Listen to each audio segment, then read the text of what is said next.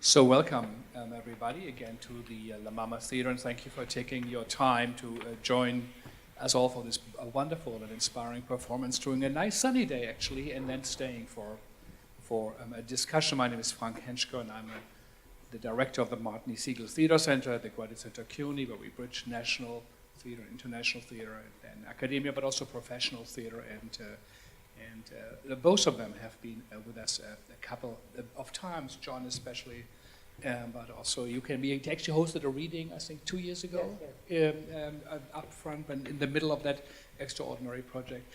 And next to me is Kyoko, who is from Tokyo, an art critic, art writer, also a curator, who happens to be a visiting scholar at the Martin Segal Theater Center. So again, thank you all for coming. We also welcome Kenji Matsumoto from the Japan Foundation, who is here with us, Claire Montgomery and many others, John and other actors from the Chang and White Moon performances. So thank you for coming. And maybe very first, it's a 3-year collaboration. Yes. So how does that happen? 2 writers from 2 different continents who work for 3 years on a play. Well, I'll just start out, I guess, just telling you the kind of the background of it. So I had known Mr. Kawamura maybe since 30 years. No, 30? So long? No. 20 maybe. Yeah, maybe 20. Yeah, not that long. Because we were both Asian Cultural Council grantees, and so from time to time they try to have us meet. So I met him, and then I think I saw one of his plays at Japan Japan Society, sorry.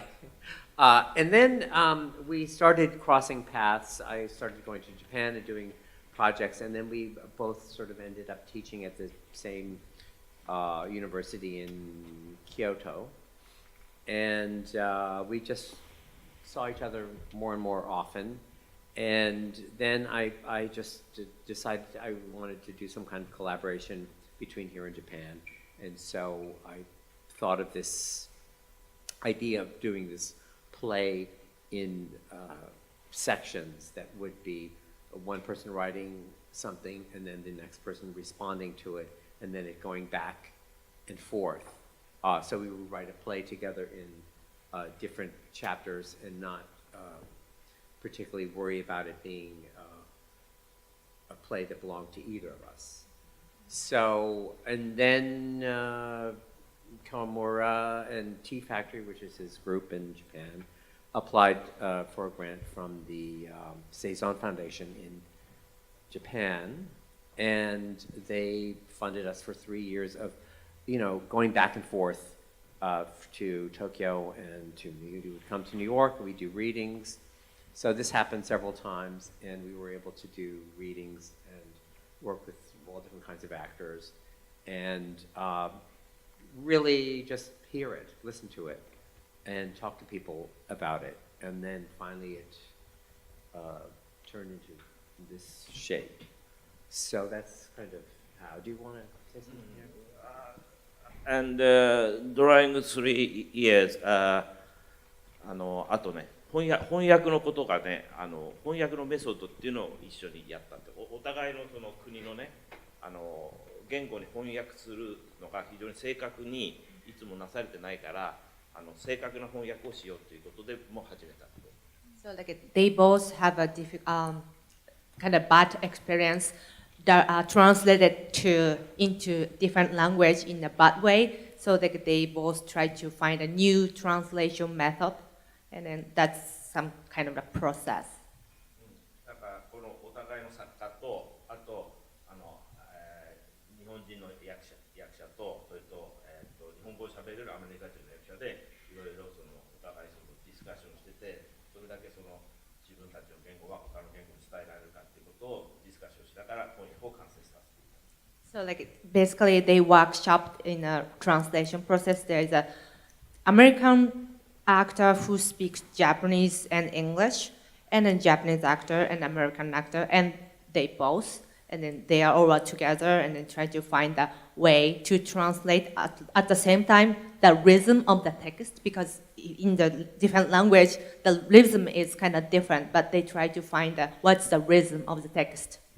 Yeah, so this project is important, I think. One thing is collaboration with playwright, different countries' playwright. It's very rare. And second is project important is translation. Our translation method we built, I think. It is quite extraordinary project. The 3 years, of course, is outstanding. It reminded me that they are both grandmasters in a way of theater, like grandmasters of chess, and they used to be in the old days. People would send letters to each other with the moves, and some time would pass, you know, and I think you all also wrote and reacted on the other play, went back, then again you visited, had things. I remember the story of an East German astronaut who was actually still in space, you know, when the wall came down, and they also had played a game and a new government. So stuff happens when things travel back and forth. You both share these kind of this surreal world, this world of guilt and of death and of the living, of memory, of projection, of this. It seemed actually to me it was a unity in a play. So it is an extraordinary result of a 3-year collaboration. So I would like to ask Kyoko, who is here with us, you know, how does it look like a New York play to you? Does it look like a play that could be a TPAM in Yokohama and Tokyo? Or is that, how do you see this? It's quite difficult to answer that question because I travel a lot to see different performances in different countries. But I saw this play as primarily, as Kawamura-san was saying, a non kind of decisive in terms of which country it's representing. So although, and I think it's represented through this very ambiguous identity of the man who might have killed somebody, and he speaks perfect English, but then he doesn't know if he's Japanese or American at the same time. So I thought that this is very crucial to the play, because it kind of symbolizes, I think, from my perspective, the identity of modern Japanese. We, after the war, tried to be the Americans, but then we couldn't become it. And now, after 9/11 and also after the Fukushima incident, which some of you might know, the radioactive fallout that happened in 2011, we are now kind of in a drastic political change of how to tackle politics in a different way. And I think the political aspect of the identity crisis of the Japanese after the war is now kind of crumbling and kind of attacking us right now in this immediate moment. And it's very urgently, I think, represented in the play. So that was very confusing in terms of, it is very Japanese, but it is also international, and at the same time, because it's just sits right in the middle between the American and Japanese relationship, I think. And I think this could not have developed if both of you didn't communicate in a very intimate way, I think. Just a question to both of you, picking up on what you said. There are many political references, perhaps a bit more than one normally sees in a John Jesurun play or in yours. There was allude to Trump, I think, the Mexican, the wall.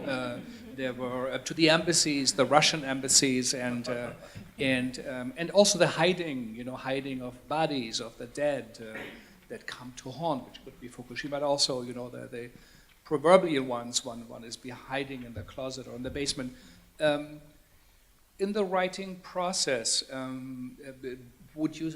did you see this also as a comment then of the time now, where you kind of said, let's also touch on contemporary daily politics, or did you say this is kind of an ethereal, this is a collaboration between American and Japanese writers who somehow are a bit removed also from the TV mentality of American theater, where everything is so, naturalistic. It could be filmed and could be put on the TV, and most of them would be so happy it would be filmed on television. John's work is so great, I think, and also yours, because it is not. It has surreal elements, it plays with it, but still, so this is a question in that collaboration. Is that something new? Did that inspire you, or was it always there? Well, actually, I just should also say that the way it's not like we got in a room together and cooked this up. It really was, okay, I'll write the first 10 minutes, I'll send it to you, you write the second 10 minutes, then you send it back to me. So it was very simple in that way. And then when things were written, actually, we really never spoke too much about the content with each other. So there were not a lot of questions like, what does that mean about the forest? Or we didn't have any things like that. It was just, I wrote something, I sent it to him, and then he just wrote whatever he wanted. He sent it back to me, and there was no collusion in the content. Really, it was really just I take what you wrote, I look at it, and then I start writing, and then I send it to you. So when it all kind of came to a head in our these readings and kind of reading rehearsals we had in Japan and the United States, more so in Japan, I think, but there was a lot of, the actors wanted to know a lot of questions. So this is also a great way to involve the actors in how this play is going to keep developing. Not so much that they're putting in content, but they were starting to ask questions that we had to answer and figure things out. And then the other thing is, just so that people know, in this production, Kawamura has directed the parts that I wrote, and I have directed the parts that he wrote. Yeah. So that was the way we traded, places again in a way. And then it was like, because I do remember when I got the first Kawamura script, it was in the sushi restaurant. I was like, sushi restaurant? What is that? What am I going to do with that? What do I know about all that? But so it forced me then to think about, okay, how am I going to continue this on? So it was really like being thrown something completely, out of outer space or something, and then I would send something back to him. So that's kind of this kind of mutual trust. The whole thing is really about trust. I just let go of my play. I think maybe 20 years ago, I never would have done anything like I didn't want anybody to touch my play and all this kind of stuff. So this, I just give to him. It's a gift, and then he gives me a gift back in a way with his play, and it just kind of goes, and we don't so much have to worry. So that's kind of how we, I just wanted to let people know that that's how this thing worked. But yeah, there wasn't a lot of preparatory discussion about, and then he came here and directed. And I just said, it was really just directed whatever way you want. He said, you just directed whatever way you want. And we just, and then, as we watched each other's rehearsals, things just fell together in a very natural way that wasn't pushed in any way. So, anyway, so I just want to explain that. I don't know if it answered your question. It probably didn't, but anyway. So. Yes.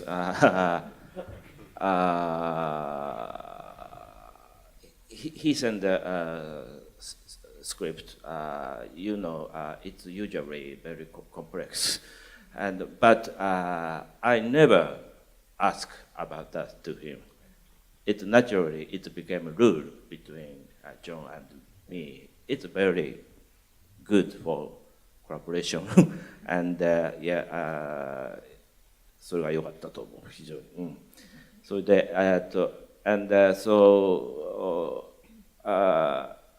originally, this play had 3 episodes.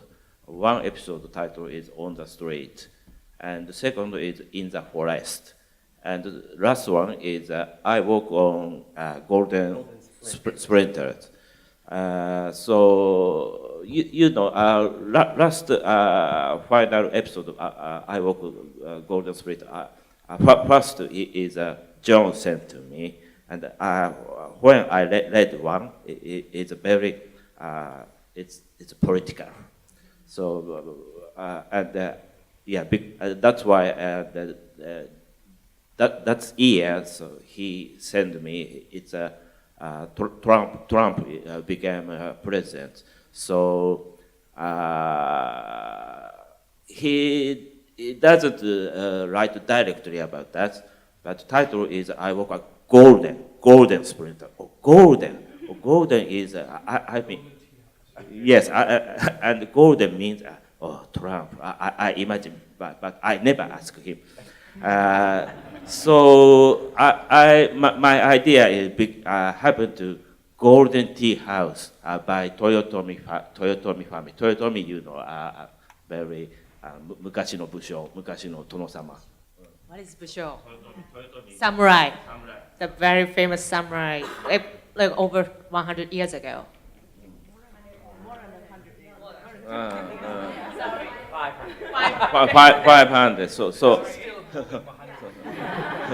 So I imagine many things from John writing.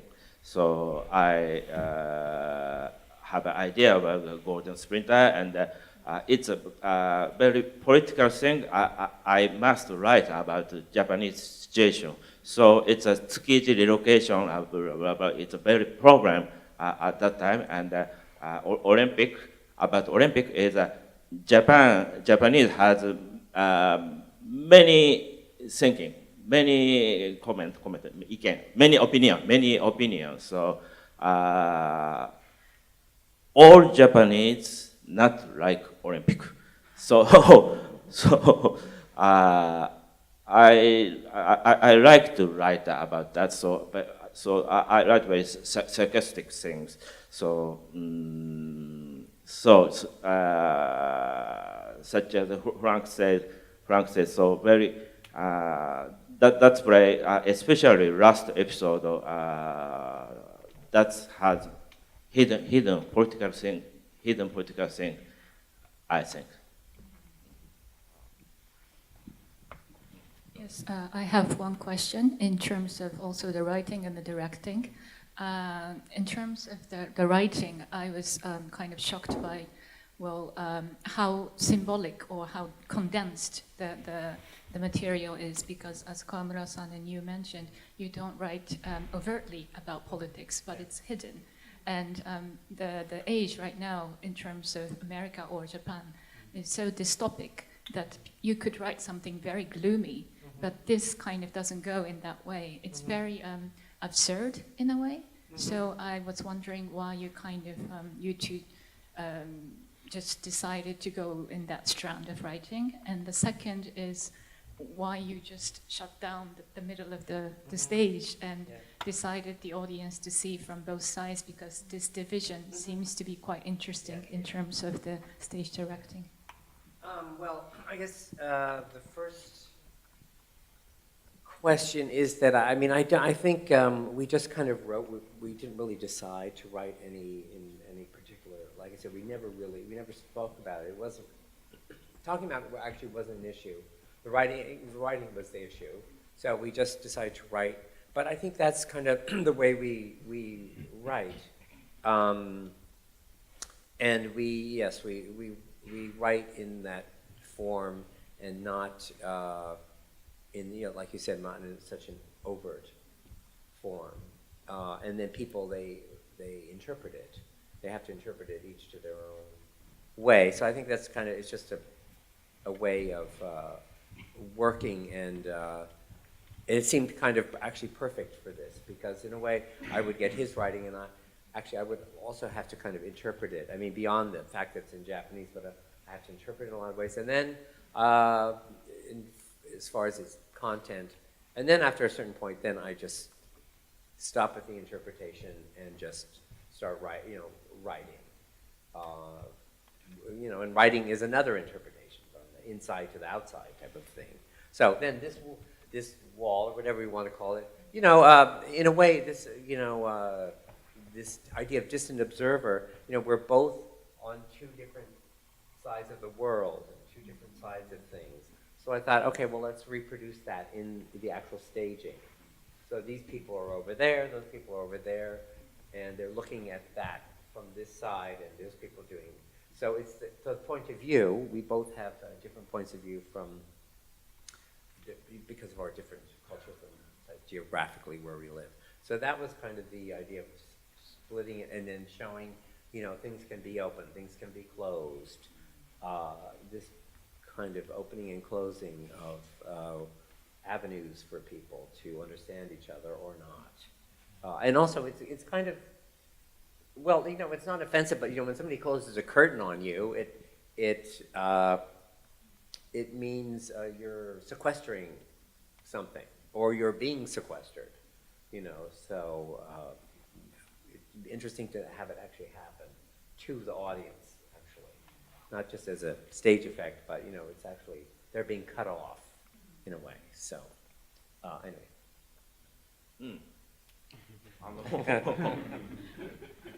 あ at first sight for me, it's a set design is a John thing. So, and I've been seeing John's production and using a screen and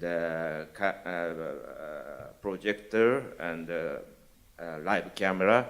So at this time, so I'm very happy to use his style.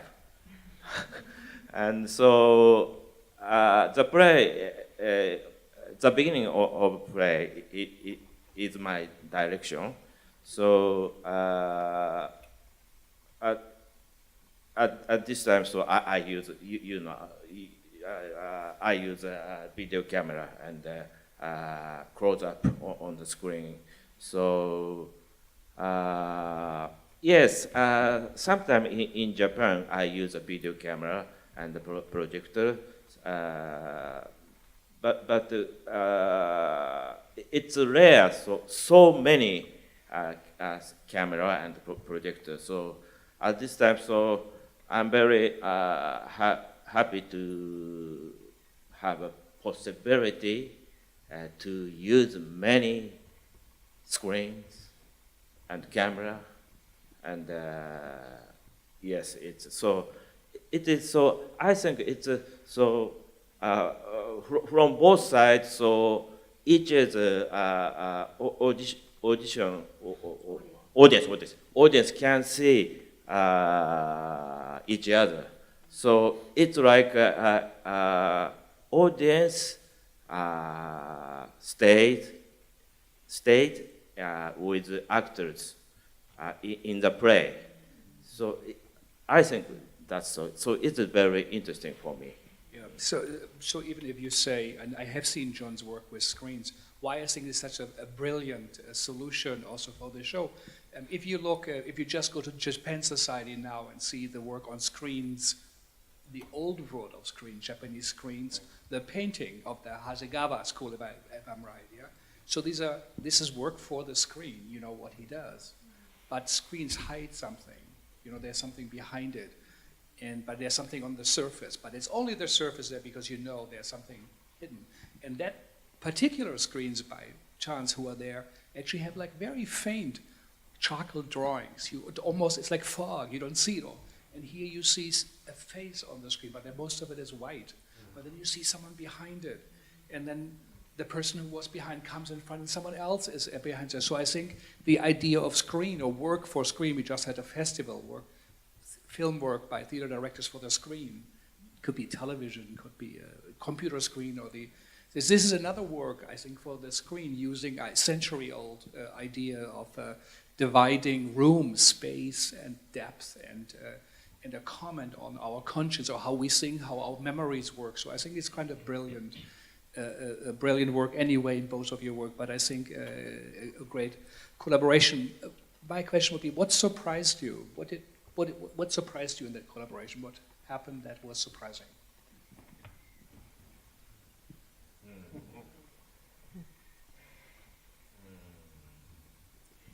Or what was difficult, or what surprising or difficult?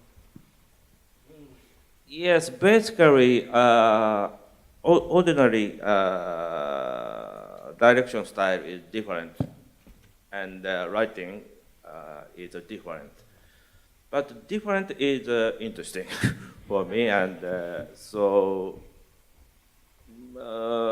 yeah, so I don't know why it became so peaceful and harmony with him. Basically, I don't know why. So, but yeah, basically, I have a trust to him. So it's important for collaboration. So we have not confusing and fighting. It's very happy and miracle, I think. Yeah, miracle でいいのかな? Yeah, that's all. But I mean, that was what we, almost a reason that we did. I mean, I never worried about having any conflict. I was always just curious to see, oh, what will he do? What will he write? And then I must do something, you know, connected to what he's doing. And how will he direct this? And yeah, different things. He has a very different directing style. And so the other thing is that, of course, the actors, these great actors, have to go from one directing style to another directing style in the same play. So they have to do one thing, and then they have to kind of pull themselves in and organize themselves and go to the next director, and then go back again. So that is all very interesting, you know, for a director and a writer to actually watch them have to go through all this. But yeah, I was, you know, just very interested to see what he would do. And I do remember that the day I got the email with the suicide forest, and I went, oh my God, no. What is this? So completely out of nowhere. So things like that were, but yeah, not a lot of confusion. There was no conflict. It was just curiosity what the other person was going to do, and that it would all fold together. And I think it really did very well fold together. And that also, I think, is due to the actors who actually were able to be, you know, pliable enough to be able to adapt themselves from one scene to the other without attaching themselves to a kind of a dogma or anything like that. So. Yeah, maybe before we come to all these questions, one comment from you guys about acting. I think why this is also such a rare spring flower, because the acting is so unusual, and both have it. But what is your idea? What are your ideas about the actors, about acting? What is the your what did you want to get out of this collaboration? You also had actors from both worlds in a way. But what is your idea? What are you looking for? About acting, very similar, I think, between John and me. So, important thing, how actors do. It's not important psychological explanation and thinking. So. So for me, about display and not only display but also my ordinary play. It's important. Acting, saying line is important thing is speedy and tempo and rhythm like a music. So. Yes, meaning and psychological thing is important, but I usually say actors not to be don't think important to think is psychological and the meaning. So tempo, rhythm, and energy. So I imagine that very similar to John's thinking. Yeah, I think in some ways, and then I think also in other ways. So there were some things that you did with the actors I never at all. It was so interesting to see somebody take your own script. Well, the part where they ran around singing the Nirvana song. I never would have thought of that. I just never would have. I was completely surprised. I said, "Oh my God, what are they doing? What's going on?" So I mean, things like that, and also as you know, some of my scenes, which are usually more when I direct, is usually sort of more, let's say, pulled in. You had them just be completely, you know, out and completely. Not overacting, but really sort of out, saying all these kind of very precise lines, but in a very out way, rather than in a more constrained way or a contained way. And so they just were like out all over, and I think they loved doing that, certainly, and they were great at it. So that was very interesting to see someone take your script and just completely. But that was part of the curiosity of doing this. That's why I was interested. I wasn't worried about somebody, you know, massacring my script or something like that. And it was a real lesson, actually, also, in just letting go of many things. So, yeah. Great comment on each other's work and opening up, and then also condensing it, I guess, on both ways. Actually, the other thing, Frank, sorry, is that, you know, this sort of, not anti-psychological, we both sort of have this thing where we're both kind of the same generation, so this kind of a post-dramatic, whatever we want to call it, just this thing where we do not totally trust in psychological interpretations in the theater. So in that we kind of, you know, are connected. So anyway. So maybe we should open up. I don't know if that you could put some light on the audience, if that's possible or thinkable. And if someone has a question, I will bring over the microphone or comment or question. And if it's for someone, let us know, and you can maybe introduce yourself very shortly. So is there a question from the dark? Yes. Yes. Or a comment on what you saw. As first one is about, okay, one and then two. I have a really simple question, actually. Why is Toyotomi? Because there's tons of samurai family. Yeah, that's because Toyotomi make a golden tea room. Yes, yes, and yes, and he loved very golden. So he thinks golden means his pose. Okay. So can I ask additional questions? Yeah, the mic so we can all hear you. Okay. So did you find any common between the Trump and Toyotomi? Did you have any idea that one, or you just think that gold is Toyotomi family? Yeah, yes. I think Trump loved golden too. Yeah. So I saw Trump Tower in the news. So and Abe enters and shaking hand. It's behind them is a very golden. So I imagine he loved golden.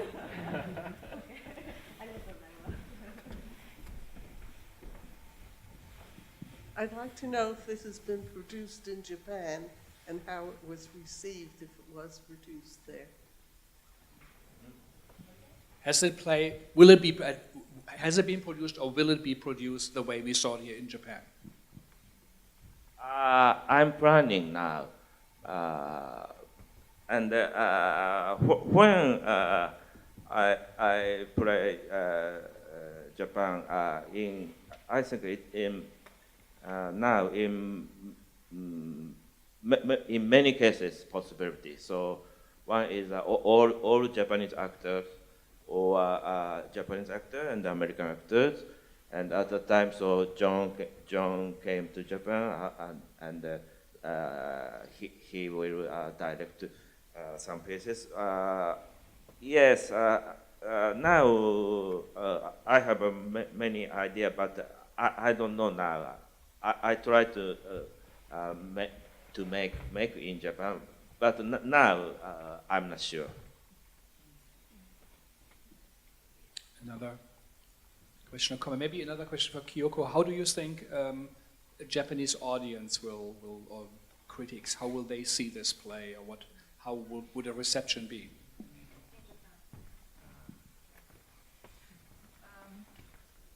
Yeah, I mean, I think they will, if it's presented by this cast, I think it will resonate quite strongly with what I said, the American-Japanese relationship right now in terms of politics.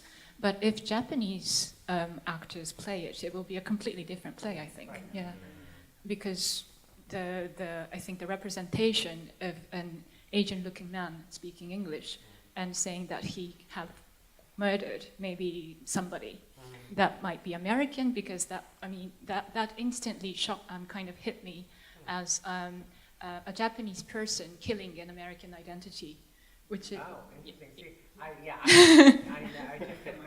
didn't particularly think of it that way. It kind of ended up that way really because of the casting. And then, in this kind of a thing, if things grow, we make it up as we're going along in an odd way. So casting is part of it. But I think you are right about this, identity, whether it's Japanese or American or whatever. There is an identity issue in that character, whatever he is. But one thing that Kawamura did in Japan, which was very interesting, is that he cast, sometimes we had 6 actors, sometimes we had 5, but anyway. So it was always at least 2 actors were Americans who spoke Japanese. And so there was that resonating between 2 cultures, even though they were speaking Japanese. So there was that something that you couldn't get away from, that these people look at it, or Americans or Westerners, and these people are from Asia. So that kind of a tension was there. So that kind of worked in that way, and in this way, we were able to work it in that we had 2 Asian actors in this, which actually helped you see what we were talking about. But yeah, I think if we did it in Japan, it would be very helpful to have a mixture. And also because of the sushi reference, yeah. Maybe Kawamura-san could talk a little bit about it, but there is this big issue of relocating the Tsukiji fish market actually to a different place because of the coming 2020 Olympics. And this fish market is like the iconic symbol where all the tourists go to buy really good fish in Japan. But now this is becoming demolished because of the Olympics. And there's a huge problem about it. And I think there is like a reference to it in this play. So maybe you could talk a little bit about it. Mm,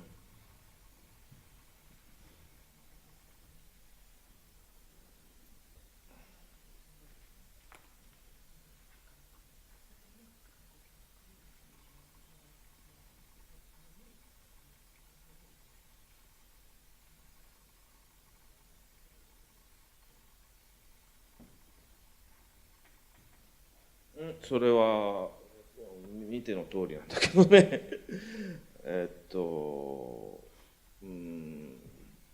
だから、結局なんていうのかな、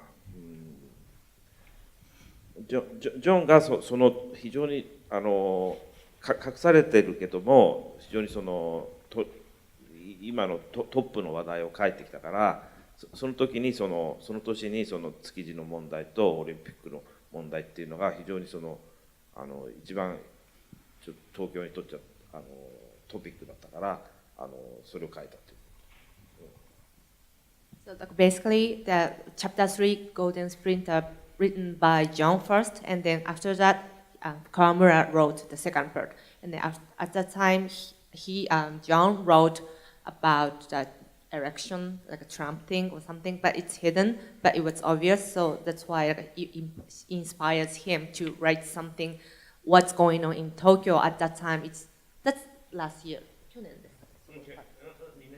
So So that's 2 years ago, and then 2 years ago, like almost all Japanese talking about 2020 Olympics or Tsukiji relocation site, and then these two topics are so like huge, and then just he put it.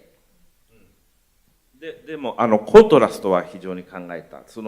僕もそんな政治的なことをダイレクトに書く人間じゃないんで普通。でもジョンが非常にやっぱ隠された形で書いたから、逆にそのコントラストとして結構ストレートに書いた。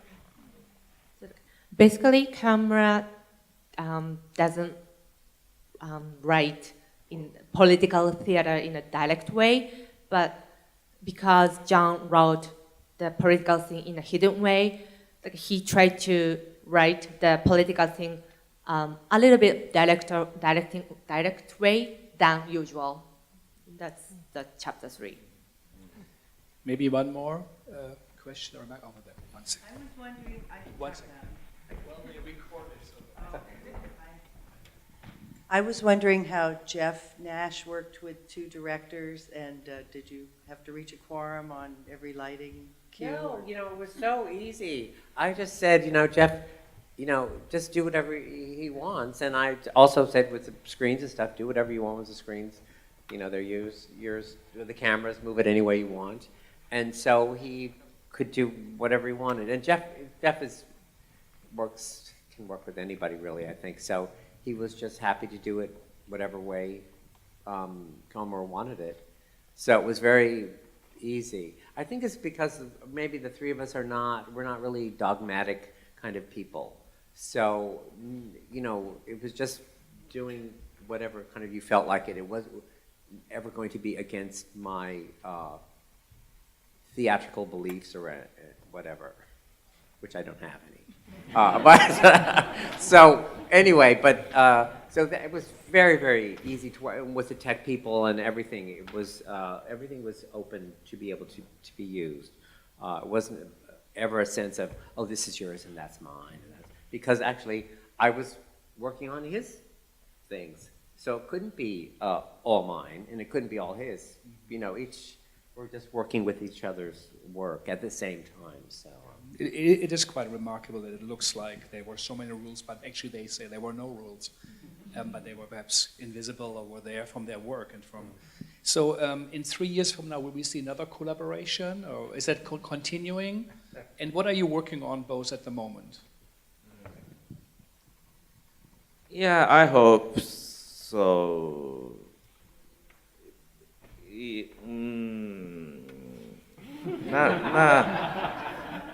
It's always the issue is budget.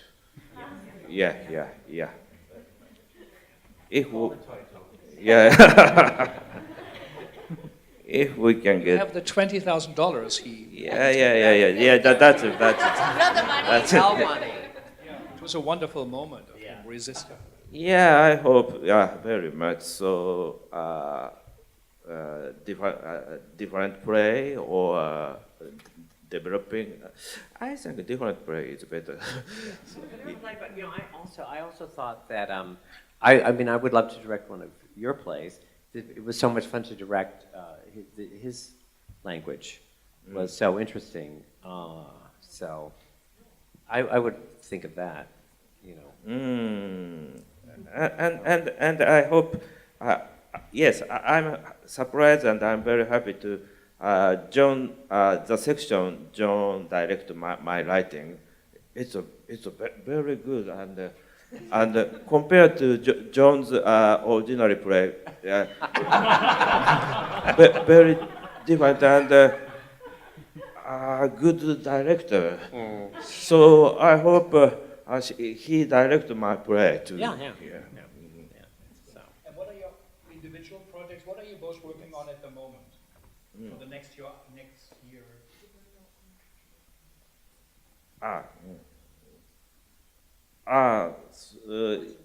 Yes. In this autumn, I have new play. I built a new play. So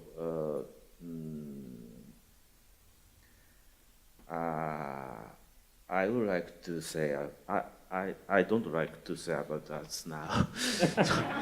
New play. Yeah, it's a new play. It's a new play. Yeah, yeah. New play. I write and direct in this coming October.